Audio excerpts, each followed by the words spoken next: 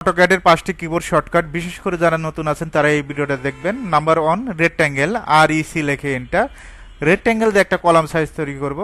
BNBC 2020 অনুসারে 12 নিচে column দিতে পারবেন না। ফার্স্ট পয়েন্ট ক্লিক, এদিকে 12 কমা দিব, আরেক দিকে 16। এটা একটা column size. Number 2, copy, select করবেন, সিপি লিখে এন্টার। এই পয়েন্টে একটা ক্লিক করবেন, ক্লিক। আপনার যতগুলো কপি করার প্রয়োজন পড়ে, এখন আমরা সম্পূর্ণ সবগুলো সিলেক্ট করে কপি করব। সিপি লিখে এন্টার। জাস্ট এই পয়েন্টে ক্লিক করবেন, এই পয়েন্টে ক্লিক করবেন। Number 3, move command, just select করে এম লিখে এন্টার। মুভের শর্টকাট এম লিখে এন্টার, মুভ করতে পারবেন।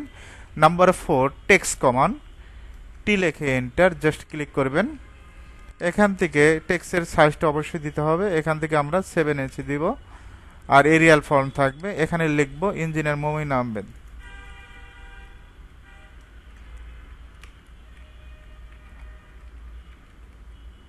জাস্ট একটা ক্লিক করবেন, ইঞ্জিনিয়ার মমিন আহমেদ।